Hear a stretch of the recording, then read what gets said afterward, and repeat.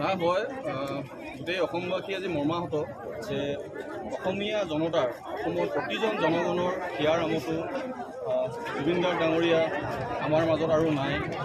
আৰু বিশেষ ক'বলৈনো কি আছে, কিন্তু তেওঁ যে ইমান সোনকালে আমাক এৰি আজি আঁতৰি যাব এয়া আমি কোনোদিন কল্পনাই কৰা নাছিলোঁ। কিন্তু যি হওক, এয়া নিয়তিৰ খেল, যেনেধৰণে যাবলগীয়া আছিলে তেওঁ তেনেধৰণে গৈছে।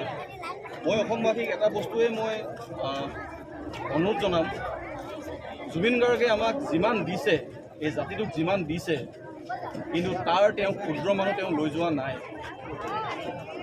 কিন্তু লগতে মই স্পষ্টভাৱে যিজন ফেষ্টিভেল মহন্ত শ্যামকানু মহন্তক মই উচিত শাস্তি দিবলৈ মই অসম চৰকাৰক মই অনুৰোধ জনাম। কিয়নো নৰ্থ ইষ্ট ইণ্ডিয়া ফেষ্টিভেল থাইলেণ্ডত পাতিবলৈ কোনো প্ৰয়োজনেই নাই। আজি চৰকাৰৰ টকা, আজি ৰাজহৰ টকা লৈ তেওঁলোকে আজি ছিংগাপুৰত গৈ আজি নৰ্থ ইষ্ট ইণ্ডিয়া ফেষ্টিভেল পাতিছে। কিন্তু তাৰ পিছত আজি অসমৰ টুৰিজম ক্ষেত্ৰত কিমান আজি উন্নতি হৈছে, বা তেখেতে যিমান দিনৰ পৰা আজি নৰ্থ ইষ্ট ইণ্ডিয়া ফেষ্টিভেল আজি বিদেশত পাতিছে, তাৰ পিছত তেওঁ কোনোবা দিনা অসমৰ ৰাইজক কৈছেনে যে তাৰ পৰা কিমান অসমৰ ৰাইজৰ প্ৰফিট হৈছে? তেওঁতো কোনোদিন একো তথ্য দিয়া নাই।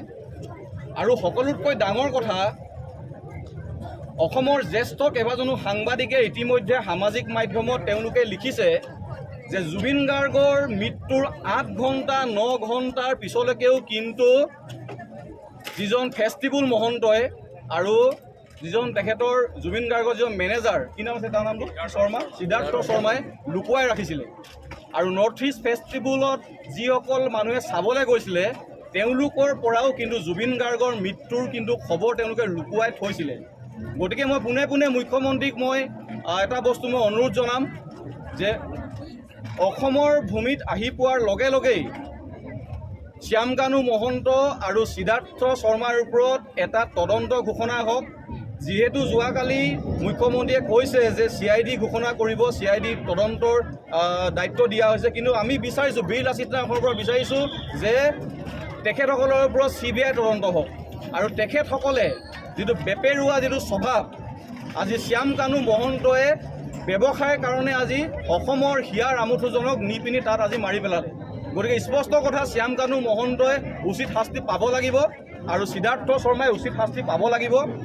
জুবিন গাৰ্গে গান গাবলৈ যোৱা নাছিল। জুবিন গাৰ্গে যদি গান গাব যোৱা নাছিলেই, তেতিয়াহ'লে তেওঁক নিয়া কিয় হৈছিলে, কি কাৰণে নিয়া হৈছিলে?